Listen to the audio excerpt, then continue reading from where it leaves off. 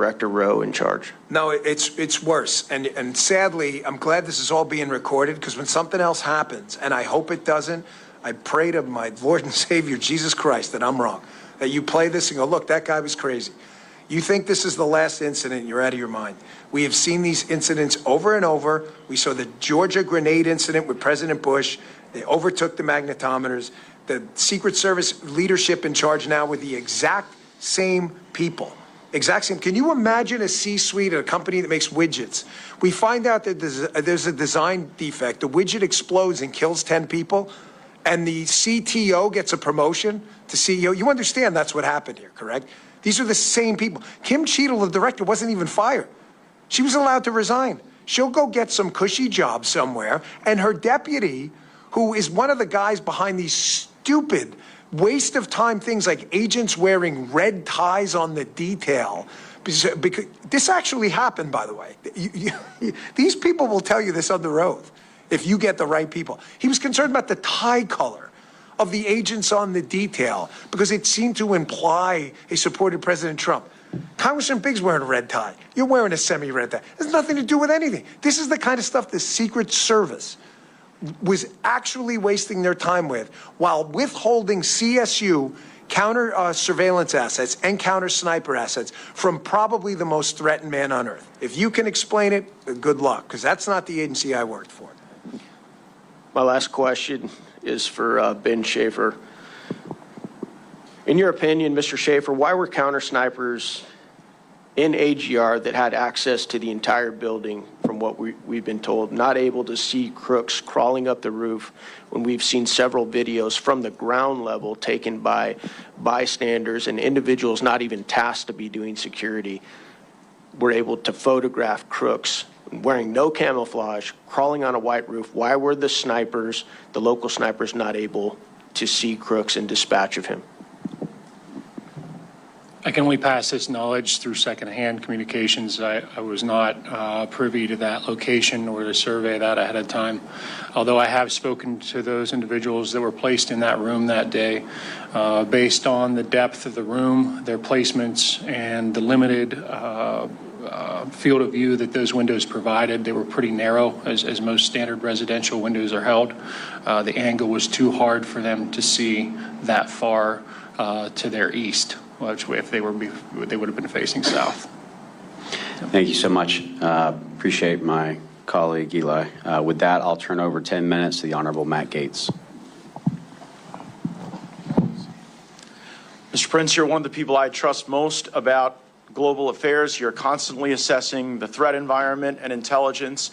And I guess my question to you is, because this has been laid bare and these weaknesses have been exposed, are you concerned that we're likely to face not another Crooks, but perhaps a threat like you described, a team from a foreign adversary, a terrorist organization, trying to expose and exploit the weaknesses that now we've seen? I am very concerned.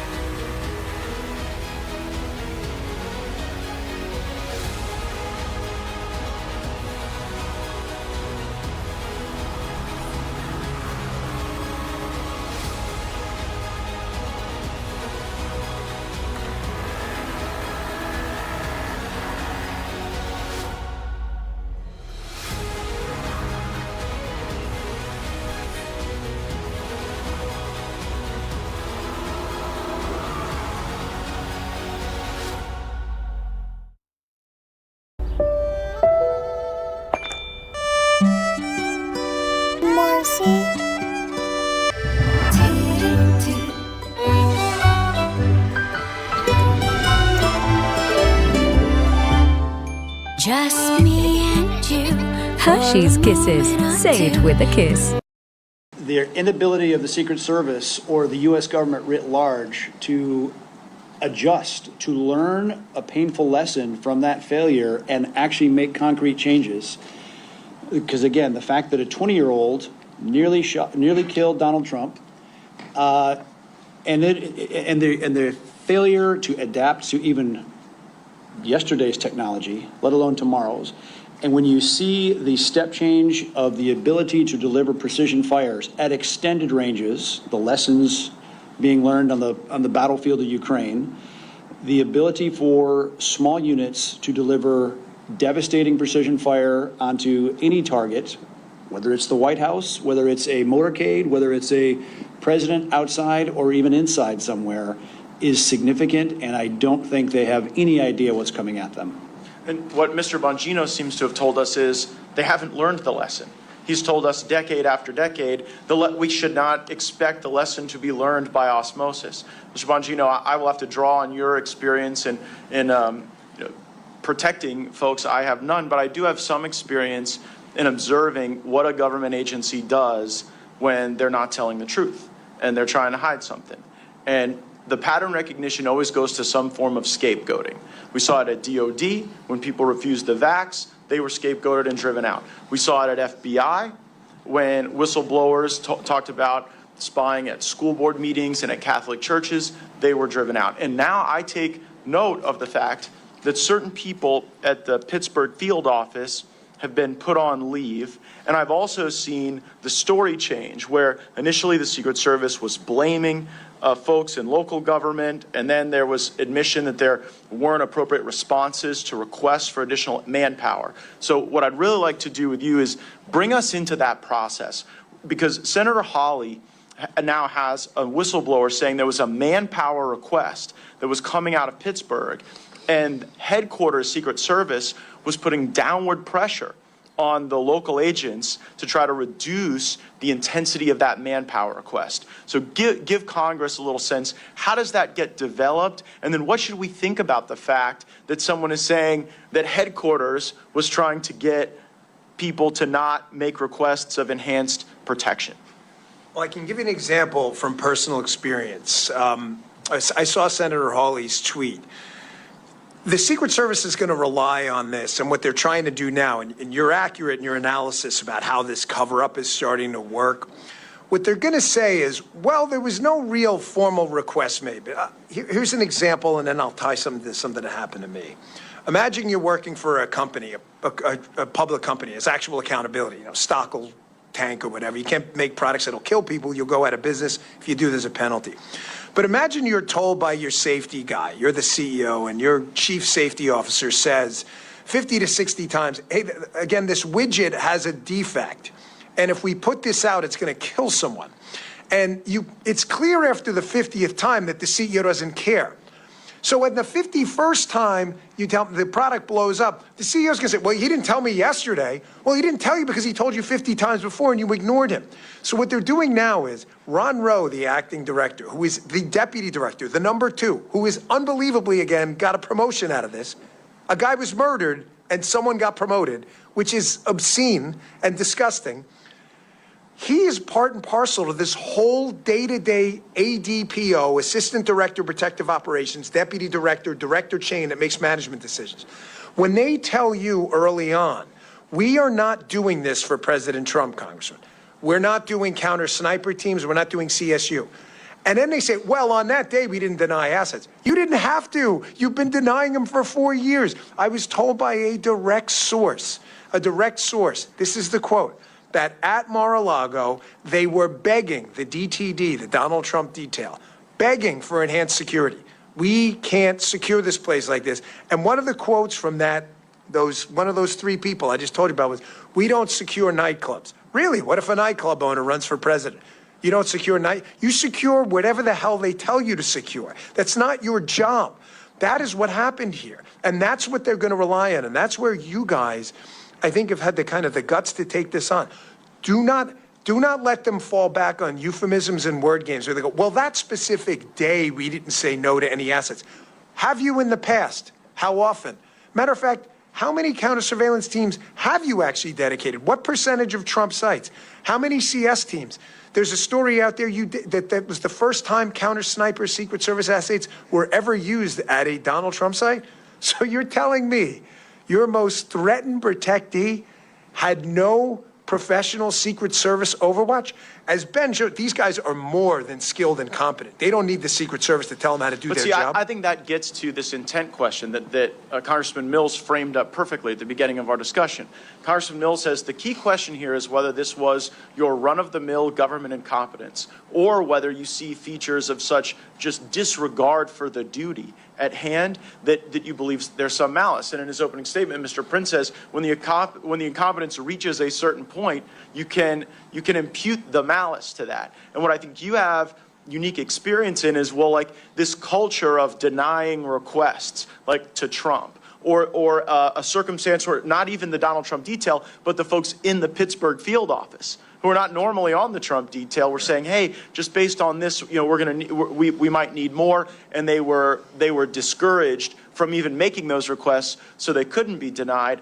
I think you can give us a lot of insight into the type of questions we need to be asking and of who to understand that culture, because like you think of the Secret Service, they're off with a number of of protectees, yes, right, of all kind of different profiles and different, I guess, priority, for lack of a better term. And so, like, what should we think about imputing malice at a point in which Donald Trump, one of the most threatened people on the planet Earth, is having to endure these denials and this culture of limited protection while you're seeing other details, beefed up substantially? I think, and I don't think I put this out yet, but I'll put it out there now. When I was there, it was definitely not a political enterprise. It just wasn't. I never once, working for President Clinton, Bush, and Obama, had anyone even remotely implicate a political motive for any decision whatsoever.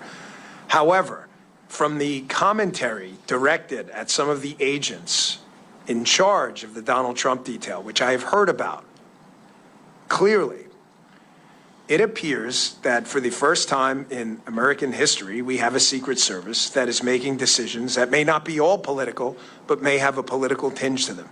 So what you're saying, I would love to say, Congressman, that's the craziest thing I've ever heard. But I tell you with a pure heart, and I'm being absolutely candid, I have no skin in this game. I don't work there anymore. I am not their PR guy. I run my own business. I absolutely believe Donald Trump and an enhanced security posture he should have had would have made him look more presidential, would have facilitated the logistical operation of him traveling. I think they were concerned about optics and making him look like a big shot or whatever, word you want to throw out there. And they were making some of these decisions based purely on grade school level politics. I don't want to believe that, but I didn't want to believe it with the FBI either. I didn't want to believe it with the NIH either. I mean, a lot of these agencies that have been, I think, subject to political capture, we want to think of them as above that. And we all spend time around Secret Service. We're inspired by their patriotism and the willingness you have to literally take a bullet for someone if necessary. But just like in the military, just like at the FBI, I worry about the political capture happening at headquarters, and then that culture informing decisions in a way that's very damaging to the country. So what Mr. Bongino just said ought to be the most important work of the United States Congress, to figure out if these decisions were run-of-the-mill incompetence that you've got to deal with the better tech and the better processes and the better HR and getting rid of the DEI. But if it's something even darker and more devious than that, that must be rooted out, because what we've seen at these other agencies of government is it does not cure itself. It has to be excised, and that investigation is the most important work we can do. I thank you guys for leading this effort, and I yield back. Hang on, I'll show you.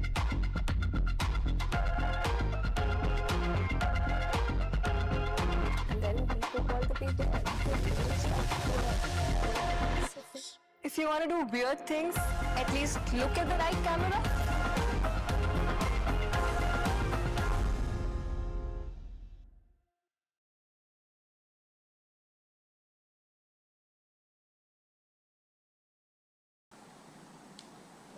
Thank you, Mr. Gates. With that, I just want to go first to you, Mr. Prince. You said you roughly have about 3,500 at the peak of Blackwater, correct? That's right. Secret Service currently has approximately 7,000, approximately. What was your highest annual revenue, if you don't mind me asking, give or take, for that many operations? Ooh, for that, the protective mission was about 2,500 to 2,800, and that revenue would have been around $600 million. So $600 million for that. And again, that's deploying in a war zone where 41 of our men, my men, were killed So in safe action. to say, if you had $3.3 billion allocated to you, you could have done some even more miraculous things with resource and assets, correct? I'll give a simple comparison. Around 2005, George W. Bush wanted to grow the size of the Border Patrol. I remember being called to a congressional hearing then because they compared what it would cost us to train a new CBP agent versus what the federal government was going to take. And our figure came in at 1/3. And their figure was actually higher than sending someone to Harvard for 4 years, and that's to train a guy for 4 months. That's it. So it's, the federal government blows money. Like I said in my testimony. And my point is that the failed metric of government, whereby the more we spend, the better outcome we receive, is a flawed and failed measure, which is why we're at $36 trillion in deficit. And the reason I use that $3 billion, as you know, Mr. Prince, is because that's the actual amount that appropriators have allocated to the Secret Service, which means that, to Dan Bongino's comment, they shouldn't be utilizing past equipment to serve tomorrow. They should have more than enough assets and resources in place with a $3 billion budget. Would you not agree? Certainly. And I want to go to you, Mr. Bongino. I want to point out some things because culture failure, as my colleagues point out and others, I want to mention a couple of things. August 14, 2024 is reported failure that a Secret Service agent abandoned her post without permission to breastfeed child before Donald Trump was scheduled to arrive in North Carolina. August 12, 2024, it was reported that a Secret Service special agent who was an official site agent for the July 13 Butler PA rally is under investigation for posting videos and photos for protective assignments to social media. July 27, 2024, a Secret Service agent covered the security camera of a local salon in Pittsburgh, Massachusetts before an event featuring Kamala Harris where the salon was closed, but opened it up without approval and utilizing restrooms for an hour and a half while the building's security alarm was going off.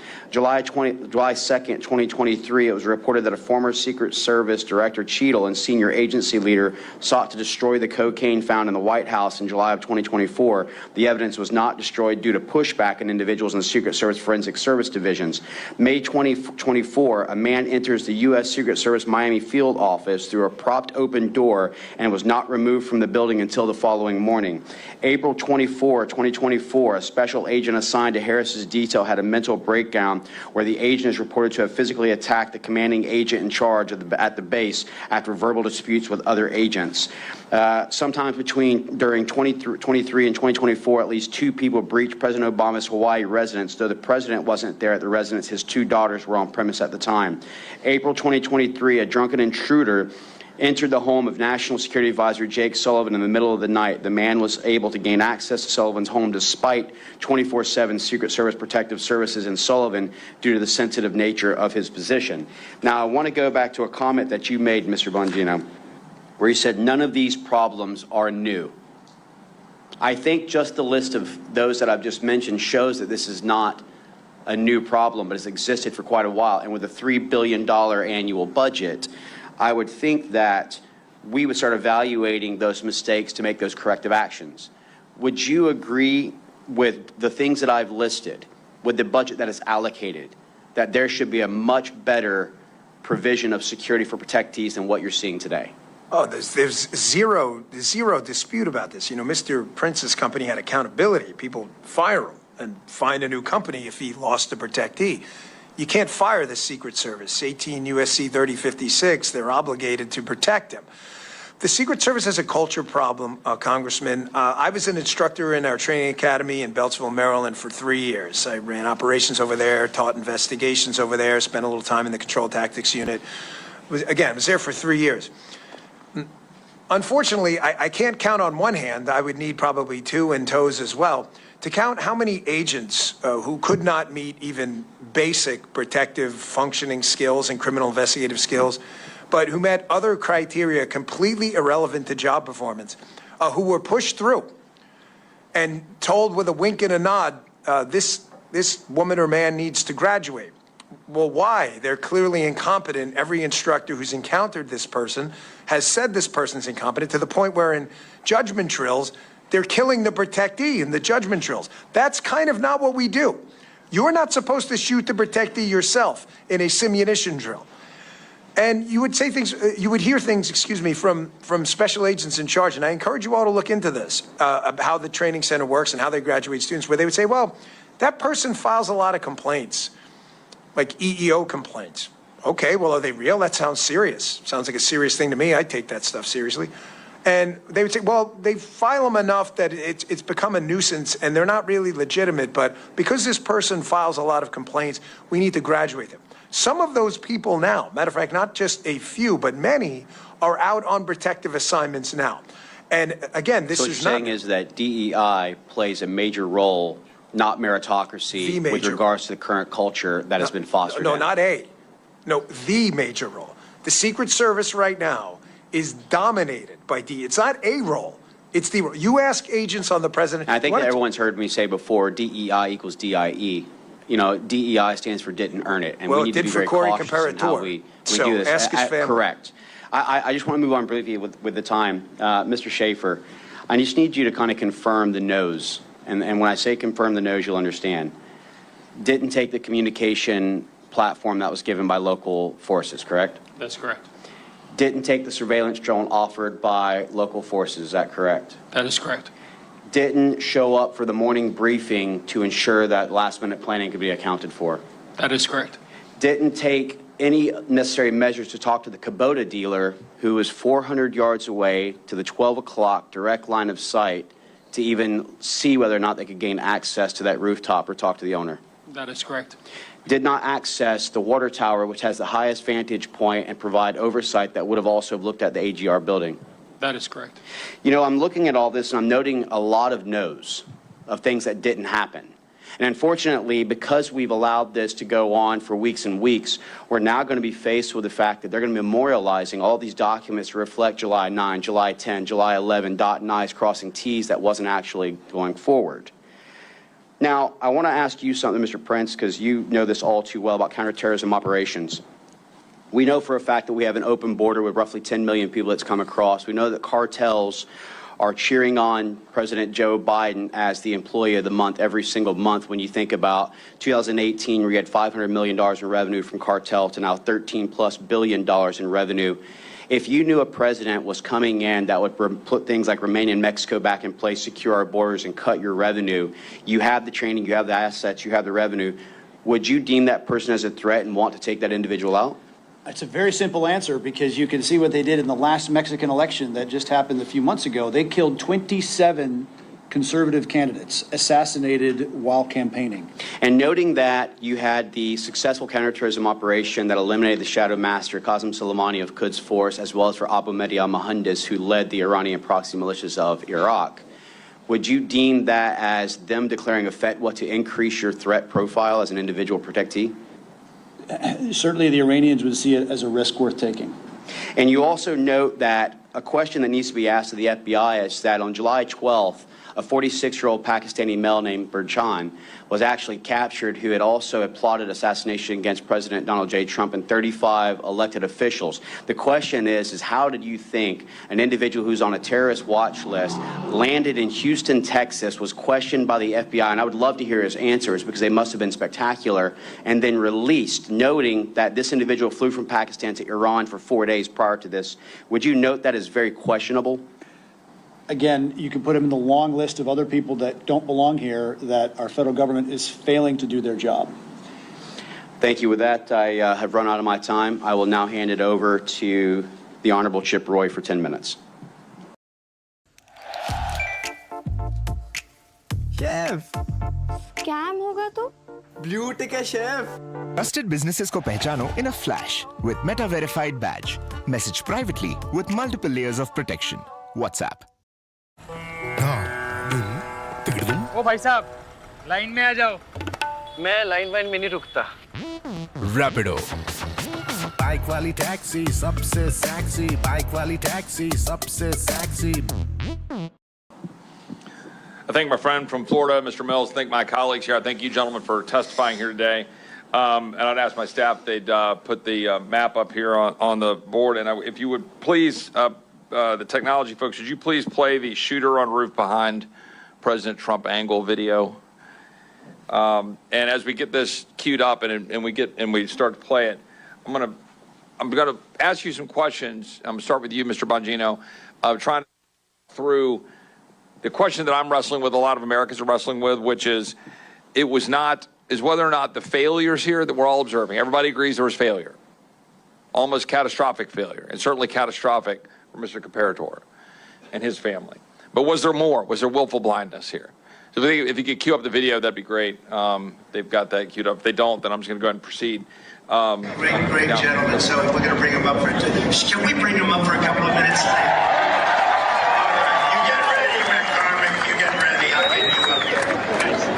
The world will see a vibrant Republican. See beyond the president, you can see the shooter moving across the roof. Now, I look at this as someone who is a prosecutor, had worked in the U.S. Attorney's Office, had worked in the Attorney General's office, not as someone who was a sniper like Mr. Mills or Mr. Crane, working the Secret Service. But to be very clear, the perimeter, the building he shot from is outside of the perimeter. And the video we see, we can see him clearly just a mere 130 yards away. So here's the setup that I want to ask. I'm going to start with you, Mr. Bongino.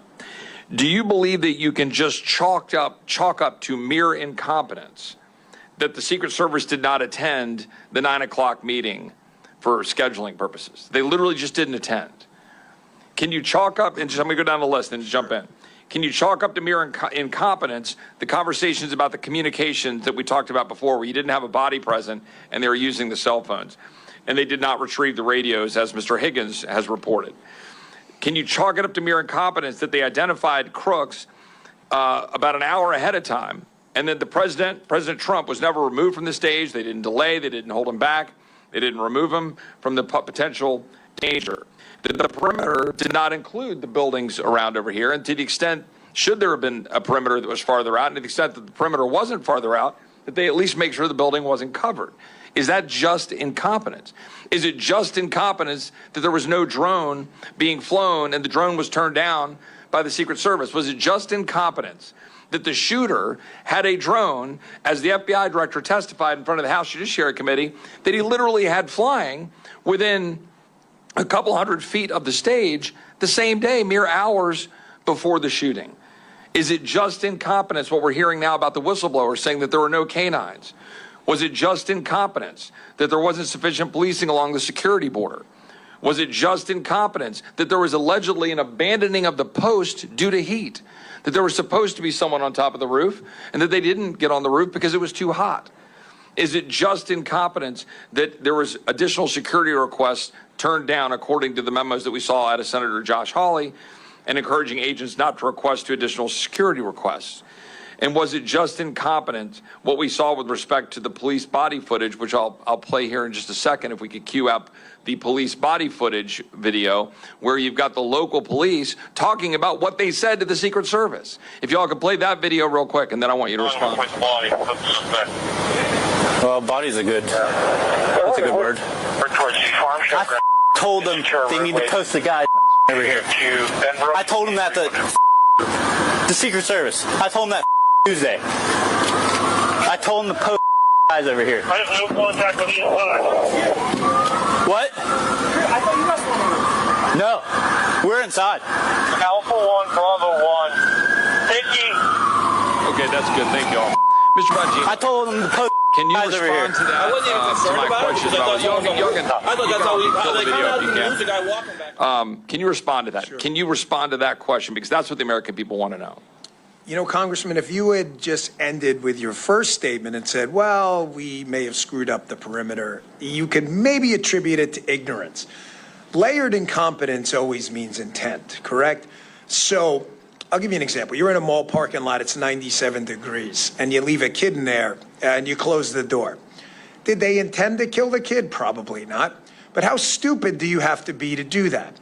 So in Secret Service training, you're basically taught a ring-based system, but don't think of it as rings. Think of it as a three-dimensional ring, like a bubble with rings. So you got this circle, but it's three-dimensional above and below.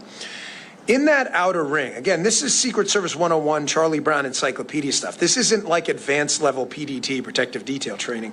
In that outer ring, you have police officers. That outer ring is out to about 1,000 yards, which is about what a really technically proficient sniper can hit.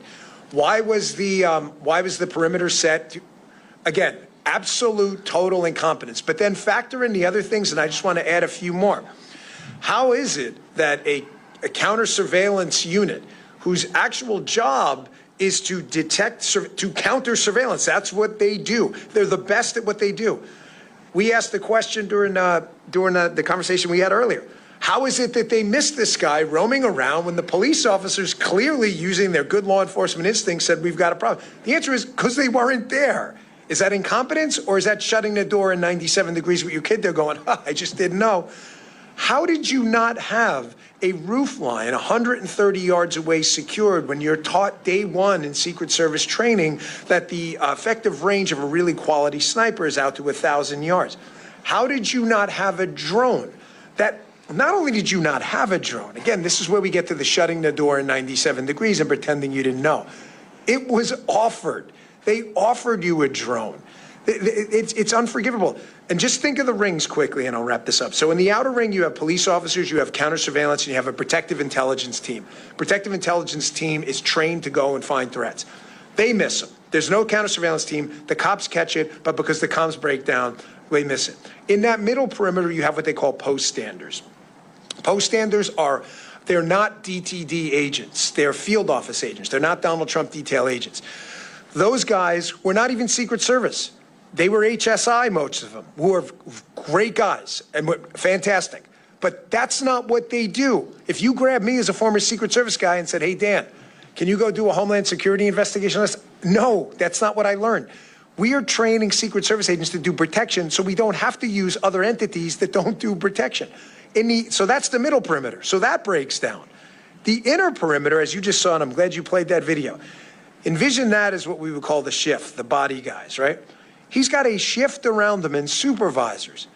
Everyone missed that guy crawling across the roof when he defeated the external, the middle, and the internal perimeter. You shut the door in 97 degrees. I'm sorry. Layered intent, layered incompetence like that is absolutely intent. I've got another question on that, but I just want to ask you, Mr. Prince, real quick. Do you have a relatively short comment on that? Can you dismiss all of this as sheer incompetence? The question I want to have answered is... Cover me, cover me, cover me. It's not defeat that defines you. It's how you bounce back. Reach your impossible. Lenovo Legion. इस butter के साथ तो और भी tasty है। क्यों? क्योंकि test के साथ ये इम्यूनिटी भी बनाए रखे। नया न्यूट्रलाइट दूध शक्ति प्रोबायोटिक बटर स्प्रेड जो सपोर्ट करे immunity and is so very tasty. Nutrilite दूध शक्ति probiotic butter spread. If other counter sniper agents, officers, saw any person laying in a prone position with a rifle pointed at the President of the United States, do they have authorization to take a shot immediately, or do they have to get permission? Because if the Secret Service wasn't there and they were laying at a stakeout for a bank robbery, would they have to get permission if they saw means and intent to murder someone? I don't understand why any of the other officers didn't engage sooner. Mr. Schaefer, do you have any comment on that in terms of the engagement and the rules of engagement that were in place? Yeah, absolutely. I can clarify that a little bit. So as a law enforcement sniper, we have a lot of responsibilities and inherited flexibility. One of those flexible procedures or statuses that we incur is known as compromised authority. Compromised authority in the law enforcement sense basically lays out the requirements for a deadly force response. And in that point in time, based on all the prerequisites that were identified and all the checks in the boxes that were made, Mr. Crooks would have met that level or that threshold. I'll let some of the experts on that subject follow up on that. I think there's probably some more follow-up there. I just want to ask one last question, my last minute of time. Mr. Bongino, we talked about this before. I have seen credible information, the extent to which the shooter had significant explosives that were sophisticated beyond that you would expect some 20-year-old just to put together, and that he had sophisticated detonation devices on his person, or a sophisticated detonation device. And importantly, that his digital footprint is completely MIA, that his digital footprint is missing. And that how can a 20-year-old in today's time have no digital footprint? So do you have any thoughts on that, any comments on that? And that'll be my last question. Well, 4 years of doing protective intelligence investigations with the Secret Service, interviewed probably hundreds of people who have credibly threatened our protectees. I've never seen anything like it. If you would have told me it was a 60-year-old guy who had lived most of his life without a computer and for the last 10 years had been planning this, hard to believe but digestible. You're telling me a 20-year-old kid who's grown up in the digital era figured this out when he was, 13, to never get an online presence? We've seen nothing. Nothing. We're now 6 weeks in. There's not a Facebook photo. You know, it's incredible. We know every single thing about these shooting incidents when there's a political narrative to be had by the media and the other side. We do. You know who their high school girlfriend was. Sadly, you know everything about these people. We know nothing about this guy. And sophisticated explosives, we have this massive law enforcement bureaucracy. No one's got him with an online search history at a library saying, how do I build this? He's 20 years old.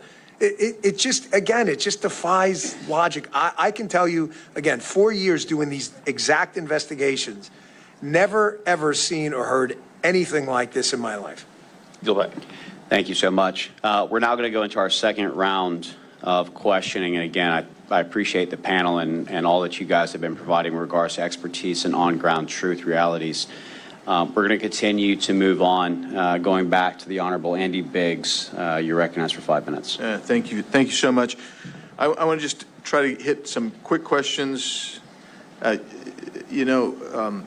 Mr. Schaefer, you were talking to us earlier about moving to texting. The counter snipers were texting. What does that do with your ability to stay on glass? Was a secondary or possibly even a third method of communication as it was utilized that day. The sniper teams in the law enforcement concept sometimes are not a team. Sometimes we're deployed into situations where we're a single operator. So we're not only responsible for the surveillance aspect of the service we provide, but also having that deadly threat ability on board. So that can be very distracting in that point in that day. That third level of communication would have pulled us away from our primary responsibilities to provide that deadly cover if needed. Thank you. And Mr. Prince, you mentioned security bubbles. And I want you to elaborate on that because we've talked a little bit about the perimeter. And the perimeter seems oddly narrow in this particular instance. Can you talk about security bubbles and the perimeters here? As Dan was talking, right, the normal of that bubble is out to 1,000 yards based on how far a capable sniper can take a shot. The fact is, clearly this bubble was less than 100 yards because they disregarded the industrial facility, the water tower, et cetera, and it speaks to the lack of seriousness of Secret Service leadership in how they were conducting these missions. I don't think they regarded Trump as a worthy protectee. They were doing the absolute minimum.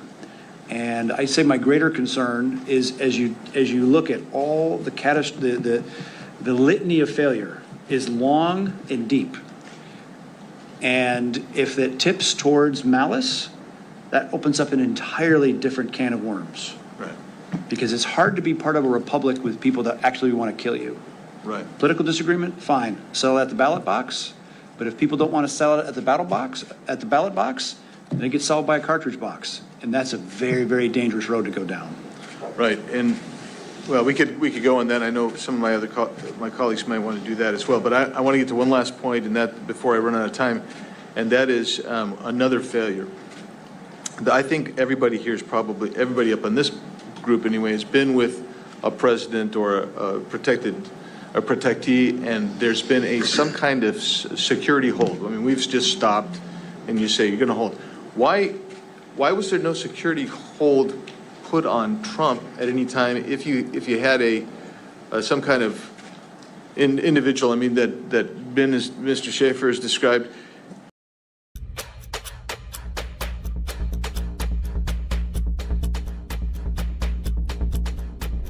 You never listen.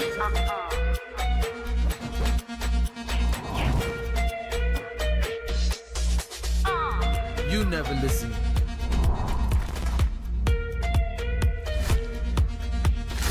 You never listen. And you let things flow, you get it done. You break the mold and you keep it bold, just show them how it's done. Pass on the fun and leave them stunned, so make them listen. Make them listen, listen, listen. Make them listen, listen, Brilliant. listen. Show them how it's done. Show them how it's done. Show them how it's done. Show them how it's done.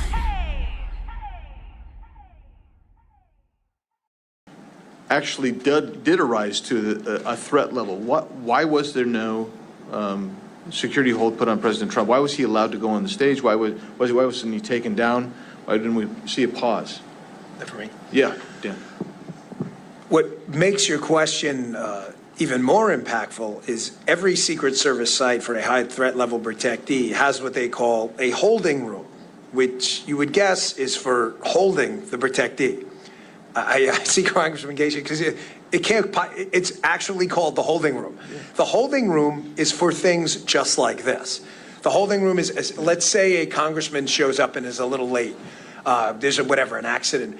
They'll hold him in the holding room so they can join. You all have been in it. None of this is new. You've been in the holding room. There's a Secret Service agent at the door. You guys have congressional hardpins. A staffer escorts you in. Every one of you has seen this or will in the Trump administration. This is not a mystery to anyone.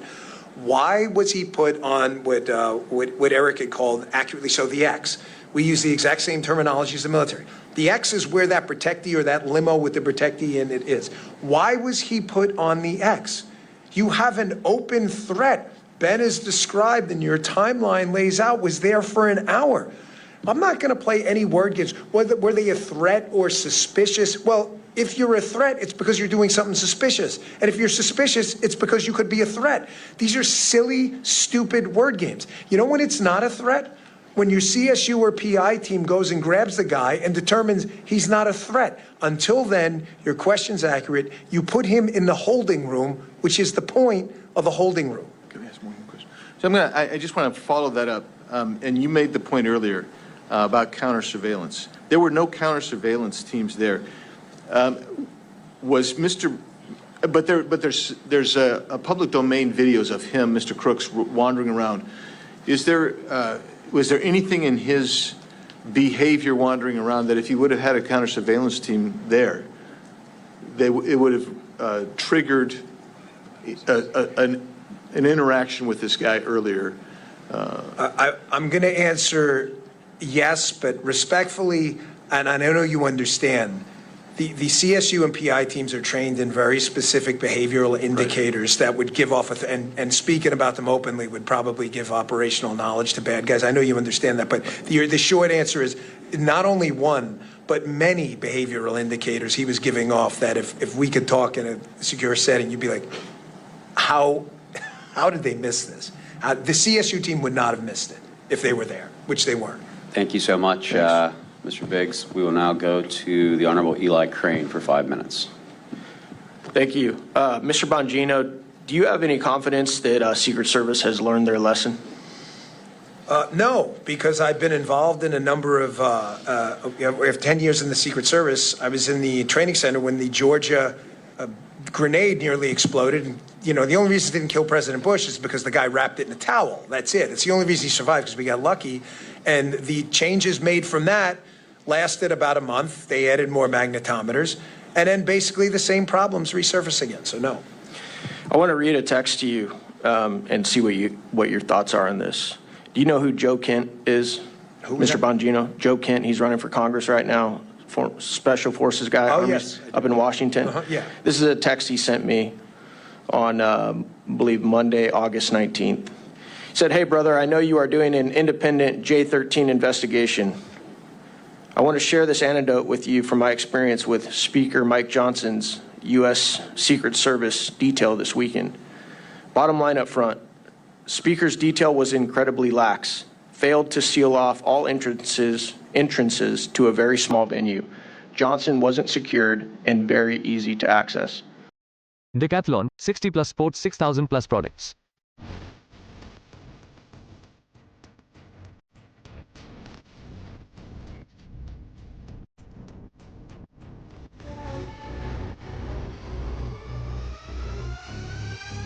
Decathlon. Visit the store or download the app.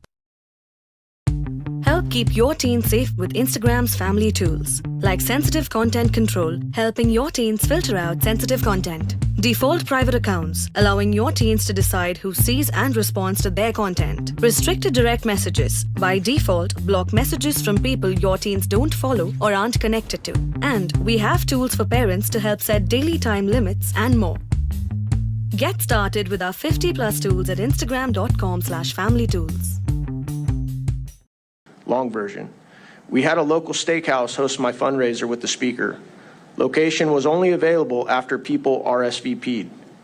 But the entrances to the steakhouse had Kent for Congress signs on the two entrances. One entrance was inside the hotel, one out on the street in a busy pedestrian area. I arrived about 45 minutes early to check out the venue and to make sure my team had stuff ready. I also wanted to see if the U.S. Secret Service had a checkpoint set up.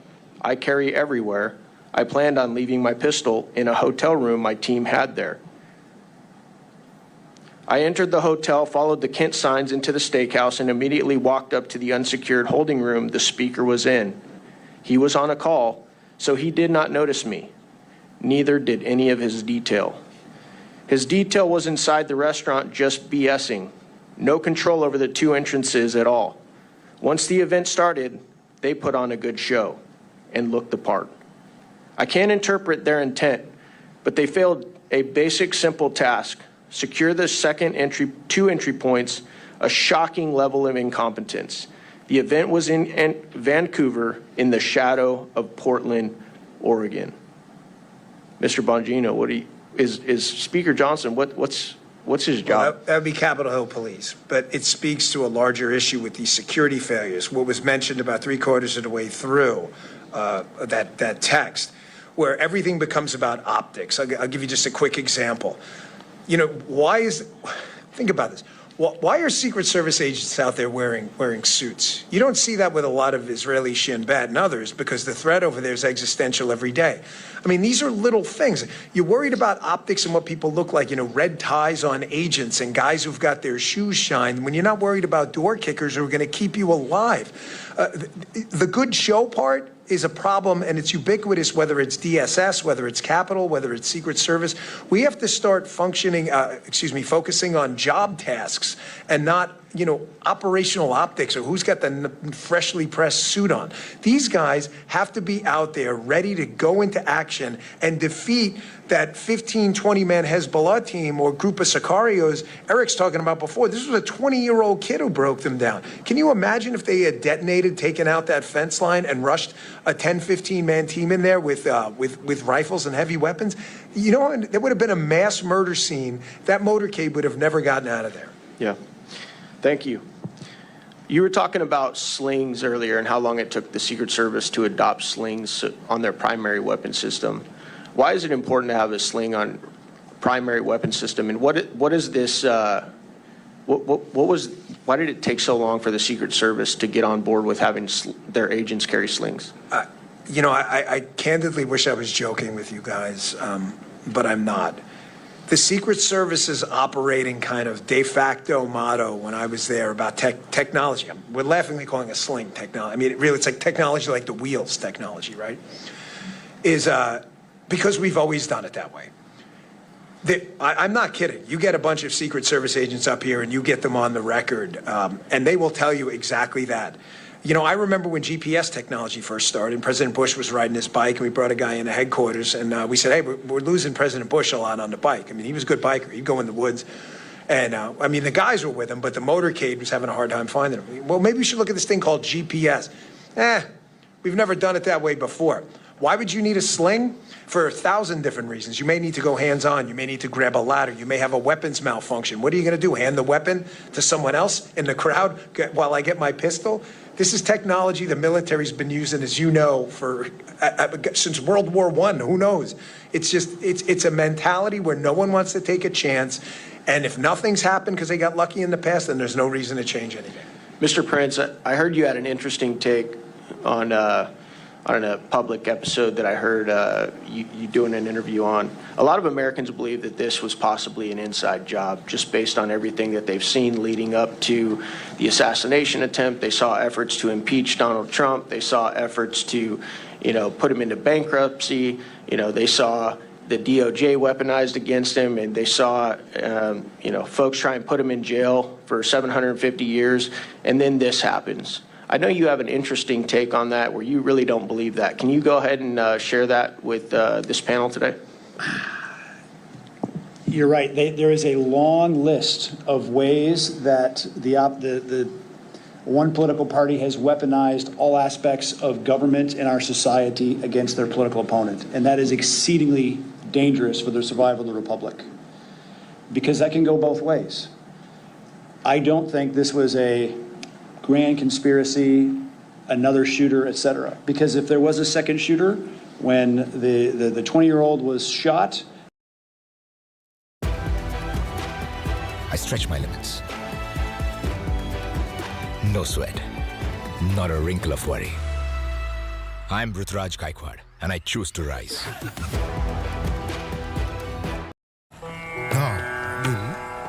ओ भाई साहब line में आ जाओ मैं line wine में नहीं रुकता Rapido. Bike वाली taxi सबसे sexy, बाइक वाली टैक्सी सबसे sexy. And the Secret Service detail did an awful job of getting Trump off the X and let him stand up again. Great instincts of the president to come back defiant, having just been shot in the head, to come back and say, fight, fight, fight. Great instincts on him. He never should have had the opportunity to do that, because his detail should have put him horizontal and moved him off there immediately. If there was a second shooter, it was a prime time for them to be shooting.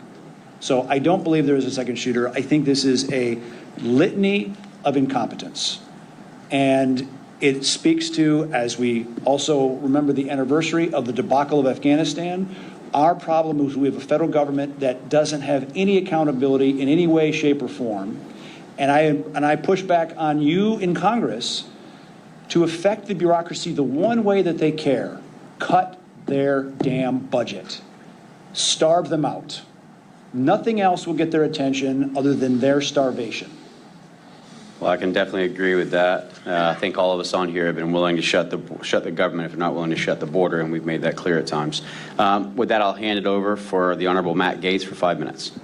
I've learned a lot in this session, and here's what I think I've picked up. One thing did not go wrong that resulted in President Trump being shot. Mr. Bongino explained the 3 different layers and the lack of air controls. Mr. Schaefer explained the comms breakdowns. You got the paperwork back and forth with the field office and headquarters. So all these things are going wrong. So then the obvious question is, why did that systemic cascading failure occur? And I think you've given us really good testimony as to why. First, it's Bongino saying, well, this was bound to happen, based on these structural failures, with technology failures, with this embrace of DEI and a quota system. You had a very low floor to start with. And then I don't want to bury the lead here. You heard Mr. Prince's testimony that he believes that a motivation here might be they just didn't deem Trump a sufficiently worthy protectee, and that could inform on it.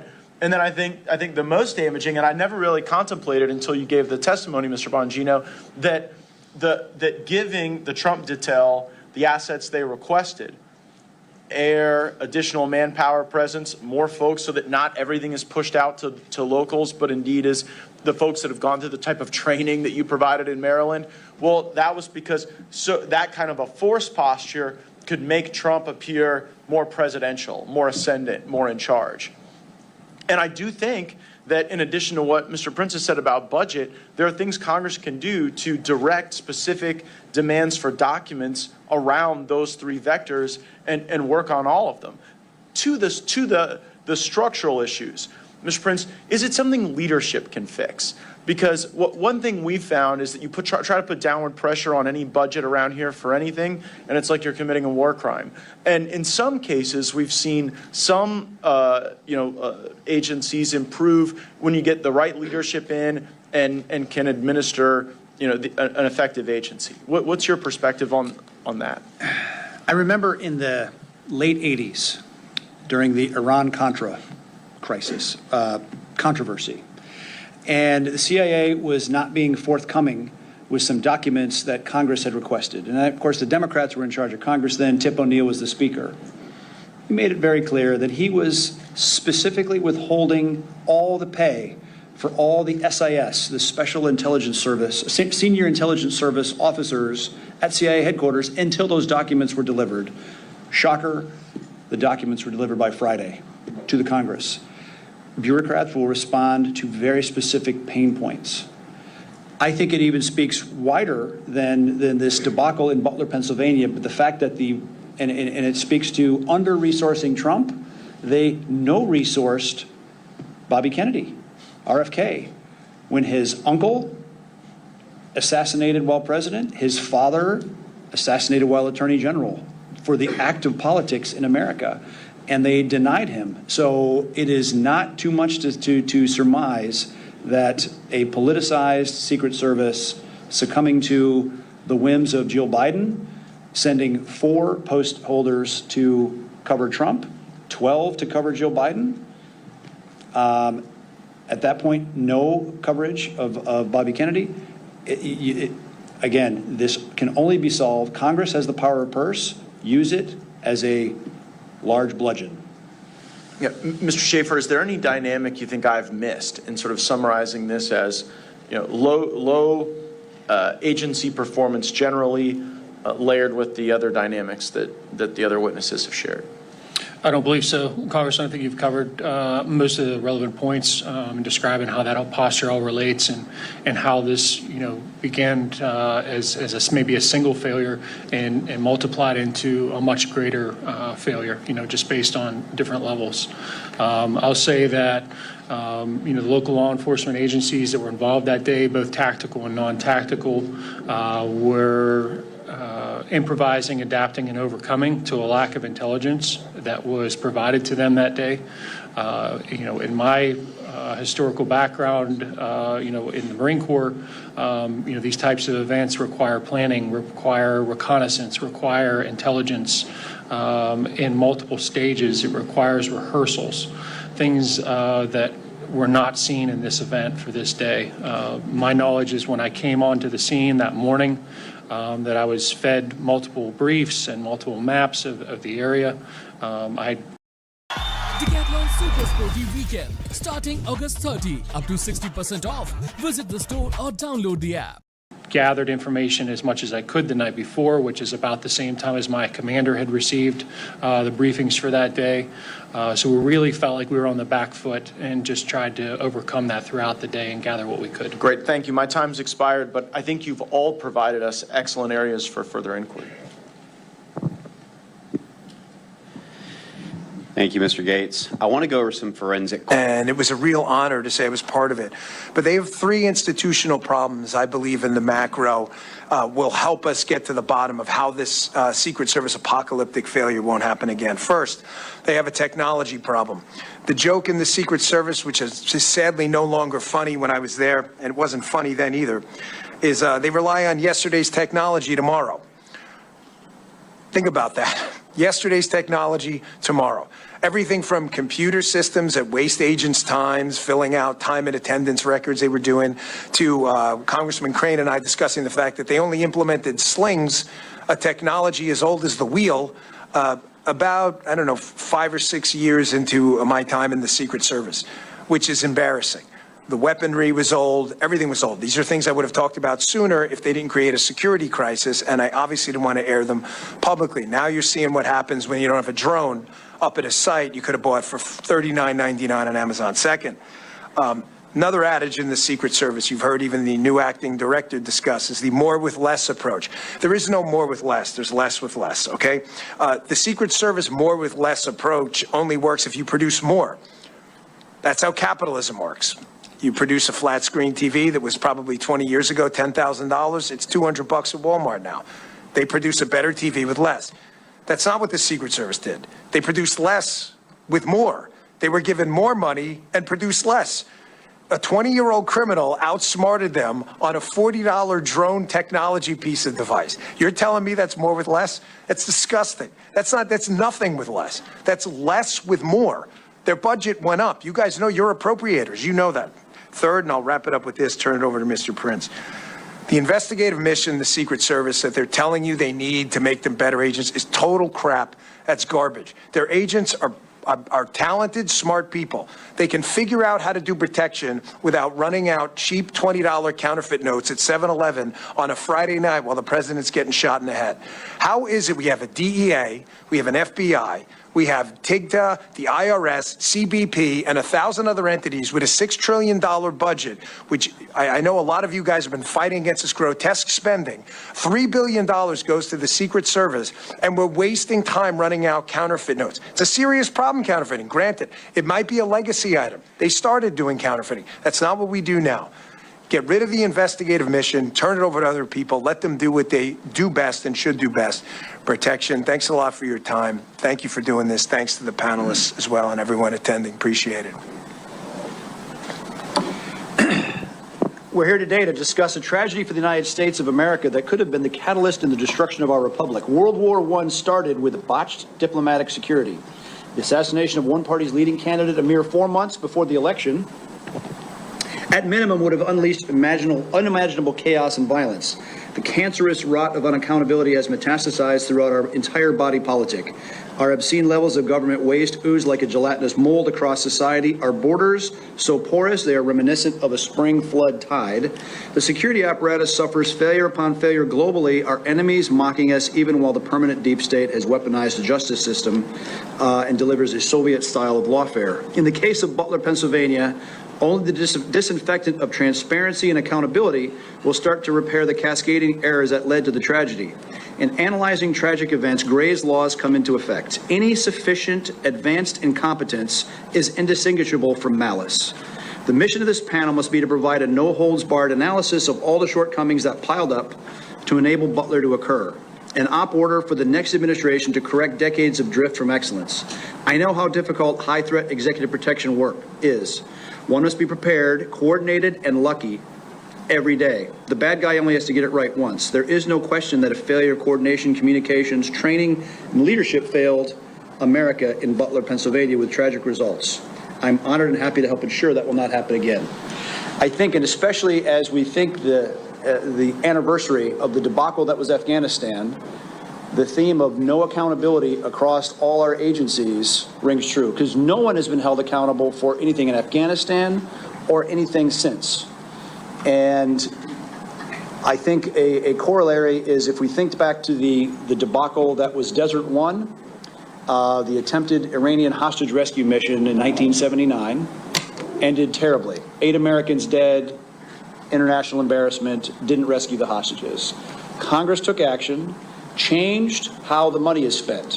Why? Because if you try to do a special operations mission, or if you're trying to do a protective mission while you're doing currency investigations, no, you can't serve two masters. They created United States Special Operations Command to find the money and the personnel to focus on getting that mission correct. And if you think about it, the JSOC capability that the United States government has today is elegant and it's effective. And until you change the money issue and until you put people in charge that are serious about this business, we will continue to have the kind of embarrassments, both listed by Jason Chaffetz before, and we dodged a bullet. Donald J. Trump dodged a bullet. We cannot afford to have more of these.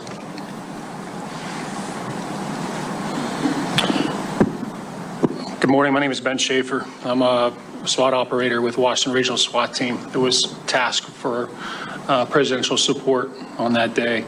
I just want to take a moment to thank everyone for the opportunity to be here today as you examine the assassination attempt on former President Donald J. Trump in Butler, PA. Before I begin, I feel compelled to also echo those condolences for all the victims that suffered that day and continue to suffer because of those tragedies.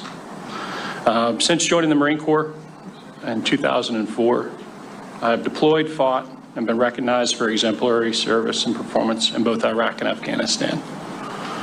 I have provided security services to the President of the United States and other high-ranking members in the United States government.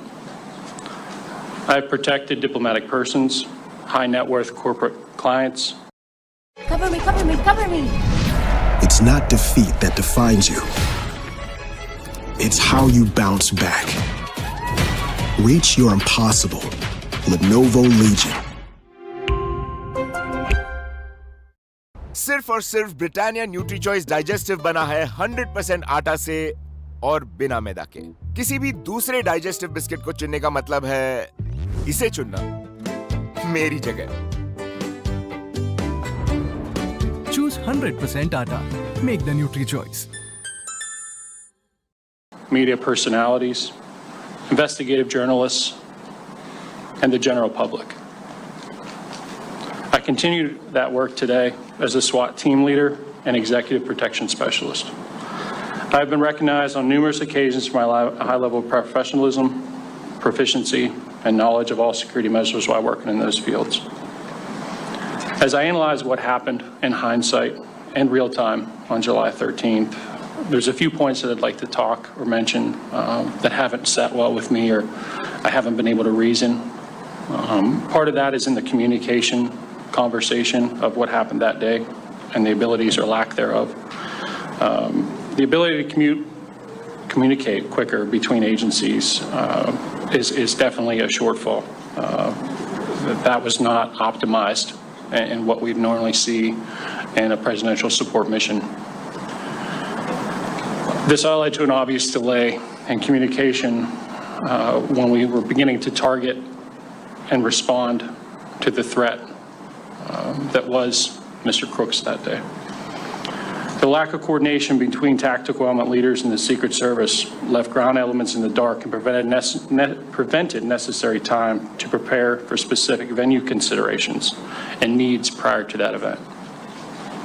All Overwatch, sniper, counter-sniper positions should have had direct communication with each other that day at that entire rally. Some of the technical difficulties that have already been mentioned that I'd like to echo is the lack of drone coverage or drone overwatch that day, which left many danger areas exposed and severely, and I say that again, severely, impacted the ability to secure the venue and the event itself.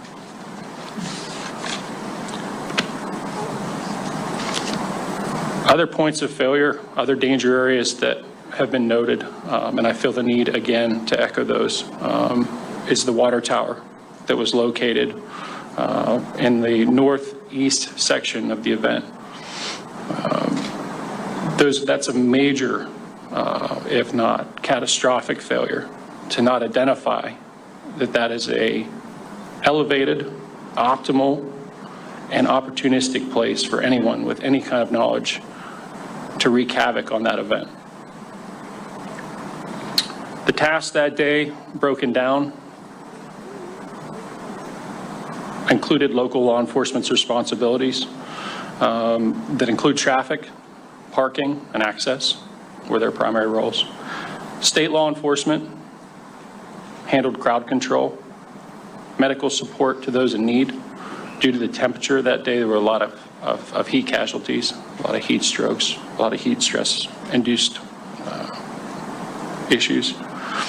The local counter-assault teams were to neutralize and mitigate any threat to the former president. Local SWAT counter-sniper teams were to scan and hunt for anyone deemed a deadly threat to any member of the crowd or the former president. In conclusion to what I have to say today, there's no question that there were critical failures during the Butler event. It is important that we learn how and why this security failure occurred so that we can better provide safety and security to those high-ranking officials and the general public in the future. I truly believe Americans deserve that. Thank you for your opportunity to testify before you today. Happy to answer any questions that you may have. Thank you so much. This forum having come to order, I want to remind everyone that we will be going in 10-minute segments. Should there be a need to have a second round of questioning, we will then limit the second round of questioning to 5 minutes each. The first person who will start this out is the Honorable Andy Biggs. Thank you, and thank you to everybody for being here today. Appreciate it. I want to start, if we're ready, if the video is queued, I want to show a short video. If we're ready. Stunning new video tonight showing the moment Donald Trump's would-be assassin climbed onto the roof of that building just 2 minutes before he opened fire. Yeah, look, there he is. You can hear bystanders desperately trying to alert police. Authorities now using that video as part of the investigation. Walk us through what you were seeing in the minutes before the actual shooting happened.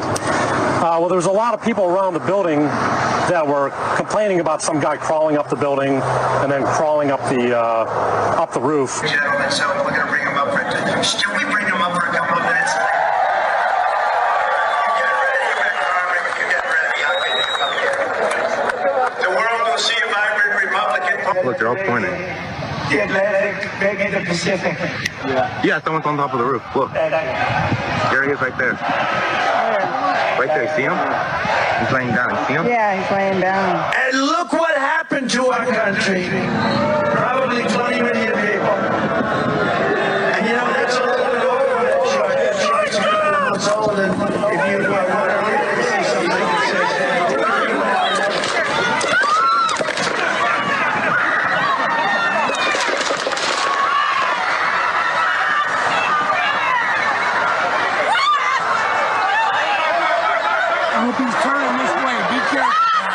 According to a former agent, Secret Service counter-sniper teams should have scoped out and advanced all those areas where there were potential threats beforehand and known what the line of sight to Trump could be.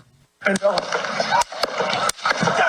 fact that somebody was able to get within 200 yards with a rifle and be on an exposed rooftop, be seen by other people there, be seen by where it should have been cameras and drones and many other things in place to watch for that, something broke down. That shooter with that rifle should have never been that close to the former president of the United States at a venue like this.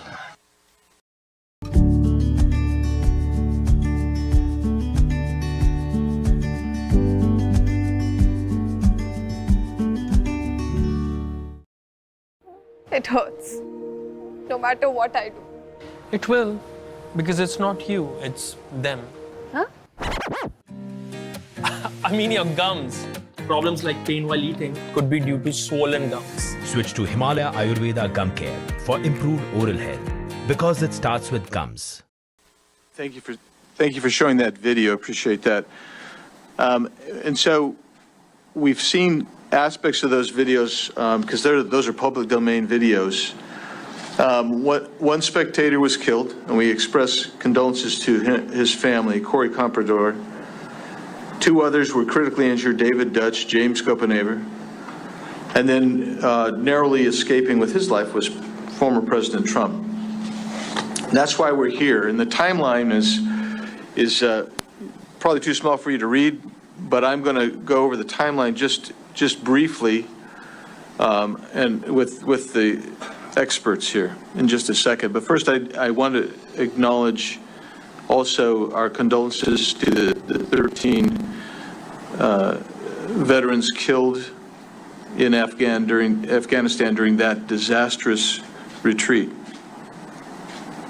I also acknowledge our colleague Bob Good's presence today, his interest in this, appreciate his interest in this. Our former colleague Jason Chaffetz and Mark Morgan, we appreciate all of you being here today.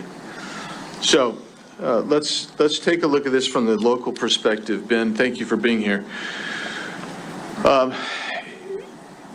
Let's talk about the the communications. Let's start there.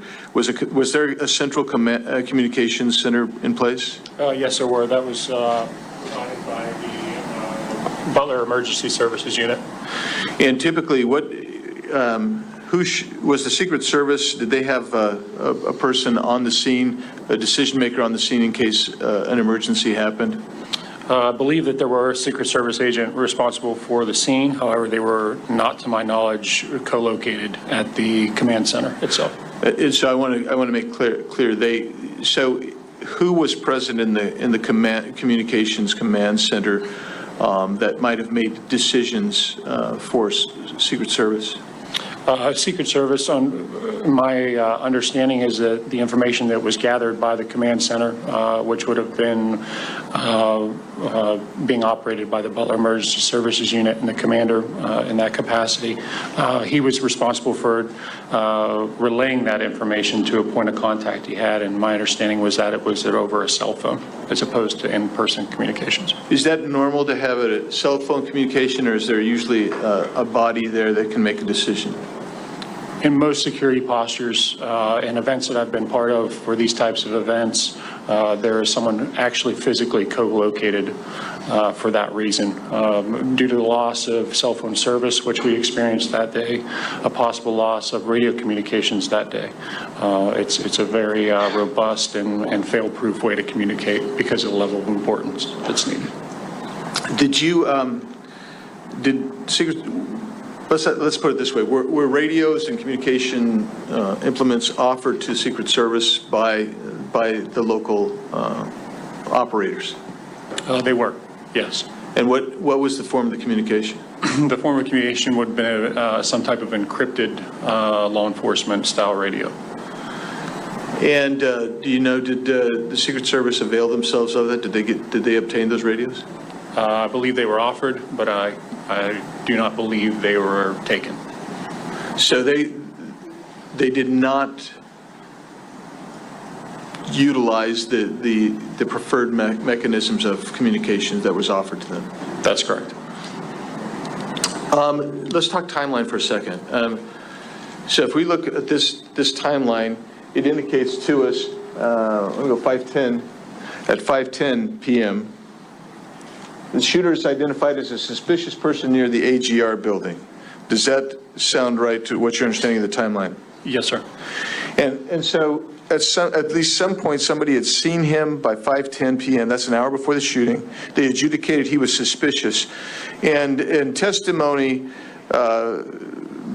before the committees of Congress, they indicated to us that, when I say they, I'm talking Cheadle, Rowe, and Ray, the directors and interim directors of Secret Service and FBI. They indicated to us that there's a distinction between a suspicious person and a threat. And so you have a suspicious individual, you have a threat, there's an interim category as well. What's that interim category? In our line of communications from a SWAT point of view and from a tactical point of view, our escalation of people that we encounter starts out as a suspicious person, then goes to a person of interest, and then from that level upgrades to what we refer to as a threat. And each one of those warrant a different response.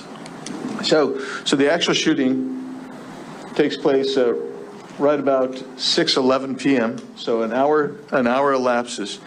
How soon after the first identification of the shooter, which is at 5:10 p.m., did you?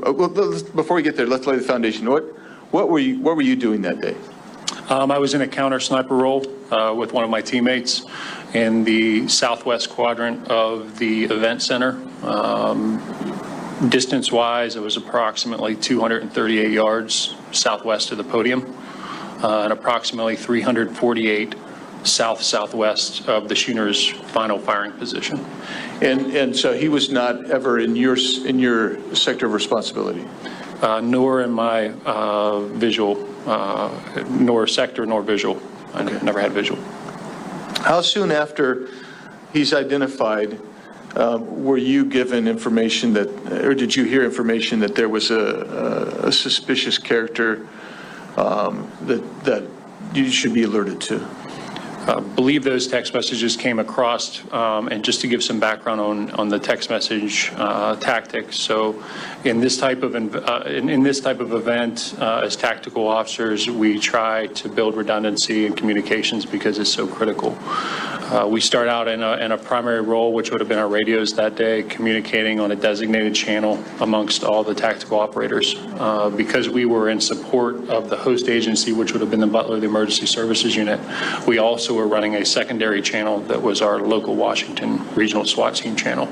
On top of that, the snipers and counter snipers, or I should just say the counter snipers, there were no snipers involved in our chat, had set up another chat to be able to provide any type of pictures or any type of relevant media or anything like that that we'd have been able to crosstalk. So did you ever see any pictures? Were any pictures ever sent to you?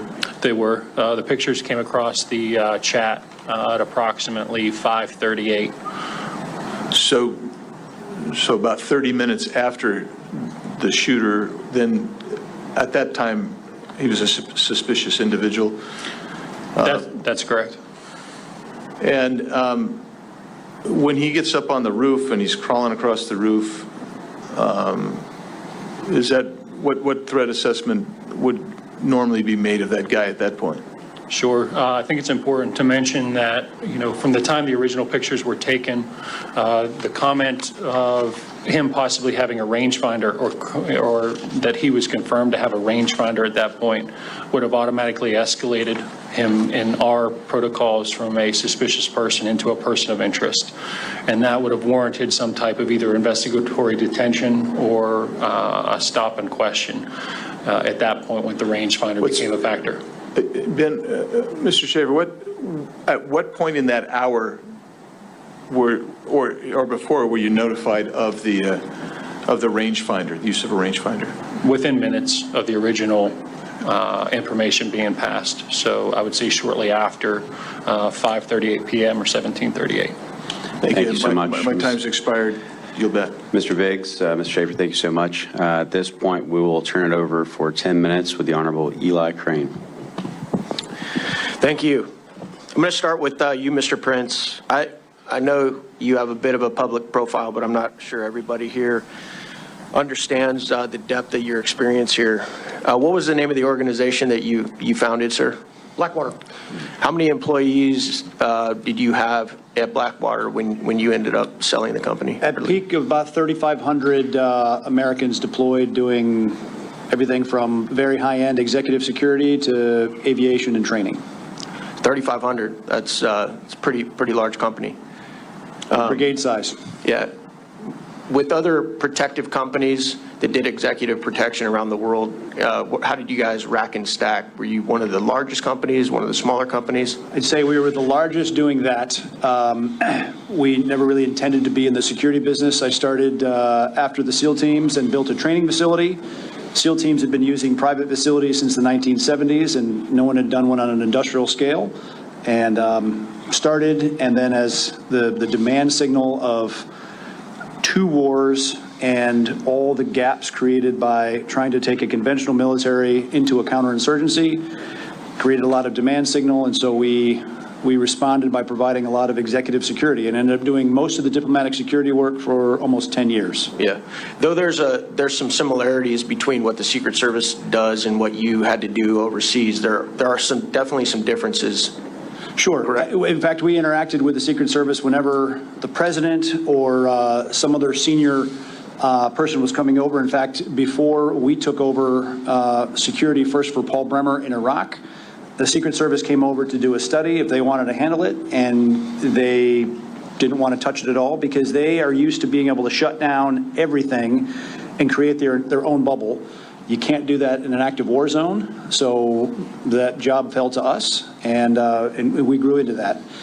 It was, and that expertise also led us to doing a lot of training for other State Department programs where we'd had at least a dozen countries send their Secret Service equivalents that protected their presidents, and whether that's Lebanon, Colombia, Taiwan, a lot of places with active threats and very active, whether it's Sicarios or Hezbollah, we prepped those units to face that kind of threat. And, we did it, we did 100,000 missions. No one under our care was ever killed or injured. I want you to repeat that, sir. Did you guys ever lose a protectee? No, we did not. Thank you. You said something interesting on an episode of Sean Ryan that I saw a couple weeks ago. You said it's in, thank God it was a 20-year-old kid and not a 10-man Hezbollah team.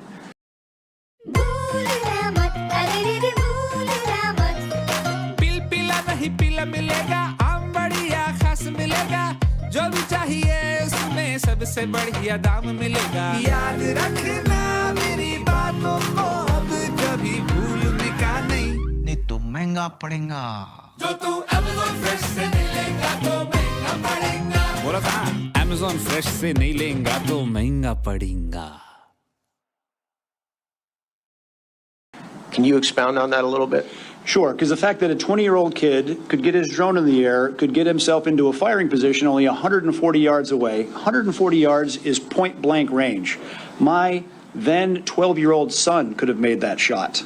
Yep. And thank God that 20-year-old aimed at a headshot at President Trump, because if he'd aimed center mass, President Trump would probably be dead, because I don't think he was wearing plates. He wasn't wearing any kind of body armor that would have stopped that rifle round. And a 78-year-old man taking a gunshot wound to the upper chest is not going to go well. A Hezbollah team or ISIS or you name the terrorist organization that actually knows what they're doing would have been successful that day. And the Secret Service was nearly defeated by a 20-year-old, and we all, including Donald Trump, literally dodged a bullet that day. So I want to double down on that real quick. In your opinion, in your professional opinion, is the Secret Service in its current form and leadership able to stop a threat like that? President Trump was definitely deprived of resources that day for whatever their political reason. They had 1/3 the amount of agents covering him as were covering Jill Biden in the same region at an indoor event. She had 12 post holders covering her. Again, no statutory or constitutional authority for the First Lady. Donald J. Trump was had 4 Secret Service agents assigned. And I think even when you look at the debacle of a failure of the advance team to actually secure the perimeter and to deny the obvious sniper hotel locations where a bad guy is going to set up from, to the complete lack of coordination and communication, not communicating with the local law enforcement, not taking the radios of local law, come on, to even when shots were fired, the clumsy, unprofessional way of getting the protectee off the X. There was catastrophic failure across the entire enterprise. Thank you. Mr. Bongino, I want to turn to you real quick. As somebody with a lot of experience in the Secret Service, is it correct, sir, that you at this point have members of the Secret Service whistleblowing and calling you right now to talk to you about the culture of the Secret Service? There are so many. It's getting to the point now where I thank them and say, but I've already heard that from 10 other guys. And I bring that up because none of these problems are new. Anybody telling you that is lying directly to your face, and you better hope they're not under oath. Anyone is suggesting in a congressional hearing or elsewhere that these problems are new, the personnel problems, the logistics problems, the manpower problems, the technology problems. I just told you a sad running joke in the service when I was there. I'm gone since 2011. Last time I checked, it's 2024. It was yesterday's technology tomorrow. And other things here that are inexcusable that have been brought up before, like Ben and Eric just brought up. The communication failures are basic. This isn't like the Secret Service $1 million radio system that uses NSA-level encryption magically broke down that day. They literally handed them a radio they didn't take. This is why when Congressman Mills says, borderline criminal negligence, you should take that seriously. What could possibly be your excuse to say, you know what? I don't really need to communicate with the law enforcement guys out there on the scene. We asked to, they had no obligation to be there. It's a Secret Service's job to protect the president. Out of a courtesy, they showed up. And you don't even have the respect of these local law enforcement people, respect for them to take the radio? I mean, where was the CP, the command post?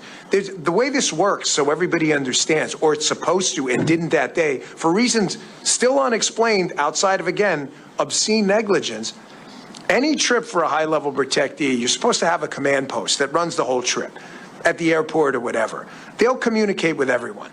But those individual sites, like in Butler County, have security rooms themselves, which are kind of mini CPs at each site. Where was it? According to what Ben said before, and from what I've heard, it was either not there or the locals were running it, offered communications, and the Secret Service, whose job it was that day to protect President Trump, said, we're going to pass on the comms. Really, you described it as catastrophic. He's 100% correct. Eric knows exactly what he's talking about. Just apocalyptic failure.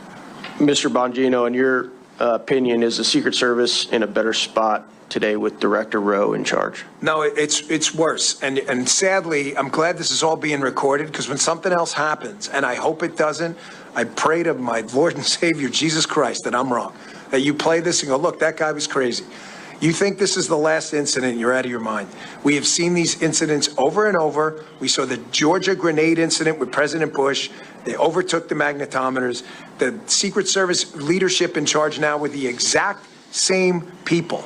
Exact same. Can you imagine a C-suite at a company that makes widgets? We find out that there's a design defect. The widget explodes and kills 10 people, and the CTO gets a promotion to CEO. You understand that's what happened here, correct? These are the same people. Kim Cheadle, the director, wasn't even fired. She was allowed to resign. She'll go get some cushy job somewhere, and her deputy, who is one of the guys behind these stupid waste of time things like agents wearing red ties on the detail, because this actually happened, by the way. These people will tell you this under oath if you get the right people. He was concerned about the tie color of the agents on the detail because it seemed to imply he supported President Trump. Congressman Biggs wearing a red tie. You're wearing a semi-red tie. It has nothing to do with anything. This is the kind of stuff the Secret Service was actually wasting their time with while withholding CSU counter surveillance assets and counter sniper assets from probably the most threatened man on earth. If you can explain it, good luck, because that's not the agency I worked for. My last question is for Ben Schaefer. In your opinion, Mr. Schaefer, why were counter snipers in AGR that had access to the entire building, from what we've been told, not able to see crooks crawling up the roof when we've seen several videos from the ground level taken by bystanders and individuals not even tasked to be doing security were able to photograph crooks wearing no camouflage, crawling on a white roof? Why were the snipers, the local snipers, not able to see crooks and dispatch of him? I can only pass this knowledge through secondhand communications. I was not privy to that location or to survey that ahead of time. Although I have spoken to those individuals that were placed in that room that day, based on the depth of the room, their placements, and the limited field of view that those windows provided. They were pretty narrow, as most standard residential windows are held. The angle was too hard for them to see that far to their east, which if they would have been facing south. Thank you so much. Appreciate my colleague Eli. With that, I'll turn over 10 minutes to the Honorable Matt Gaetz. Mr. Prince, you're one of the people I trust most about global affairs. You're constantly assessing the threat environment and intelligence. And I guess my question to you is, because this has been laid bare and these weaknesses have been exposed, are you concerned that we're likely to face not another Crooks, but perhaps a threat like you described, a team from a foreign adversary, a terrorist organization, trying to expose and exploit the weaknesses that now we've seen? I am very concerned. The inability of the Secret Service or the U.S. government writ large to adjust, to learn a painful lesson from that failure and actually make concrete changes. Because again, the fact that a 20-year-old nearly killed Donald Trump, and the failure to adapt to even yesterday's technology, let alone tomorrow's. And when you see the step change of the ability to deliver precision fires at extended ranges, the lessons being learned on the battlefield of Ukraine, the ability for small units to deliver devastating precision fire onto any target, whether it's the White House, whether it's a motorcade, whether it's a president outside or even inside somewhere, is significant, and I don't think they have any idea what's coming at them. And what Mr. Bongino seems to have told us is they haven't learned the lesson. He's told us decade after decade we should not expect the lesson to be learned by osmosis. Mr. Bongino, I will have to draw on your experience in protecting folks. I have none, but I do have some experience in observing what a government agency does when they're not telling the truth and they're trying to hide something. And the pattern recognition always goes to some form of scapegoating.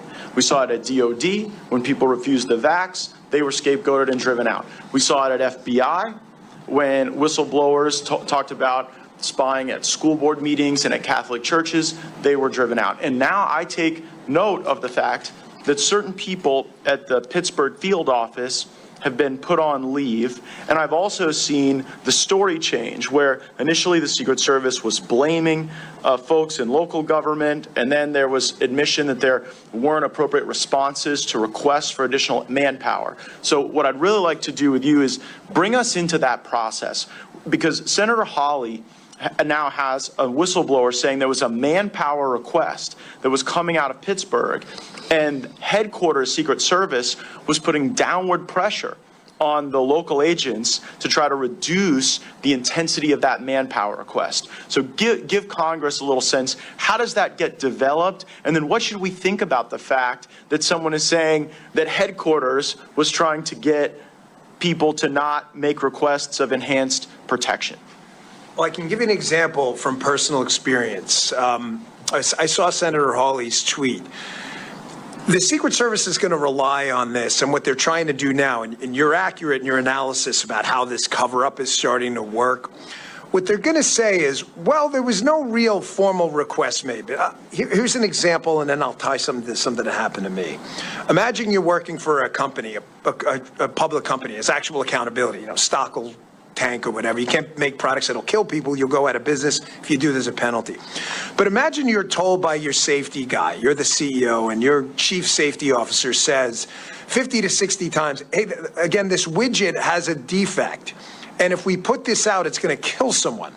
And it's clear after the 50th time that the CEO doesn't care. So when the 51st time you tell the product blows up, the CEO's going to say, well, he didn't tell me yesterday. Well, he didn't tell you because he told you 50 times before and you ignored him. So what they're doing now is Ron Rowe, the acting director, who is the deputy director, the number 2, who is unbelievably, again, got a promotion out of this. A guy was murdered and someone got promoted, which is obscene and disgusting. He is part and parcel to this whole day-to-day ADPO, Assistant Director, Protective Operations, Deputy Director, Director chain that makes management decisions. When they tell you early on, we are not doing this for President Trump, Congressman. We're not doing counter sniper teams. We're not doing CSU. And then they say, well, on that day, we didn't deny assets. You didn't have to. You've been denying them for 4 years. I was told by a direct source, this is the quote, that at Mar-a-Lago, they were begging the DTD, the Donald Trump detail, begging for enhanced security. We can't secure this place like this. And one of the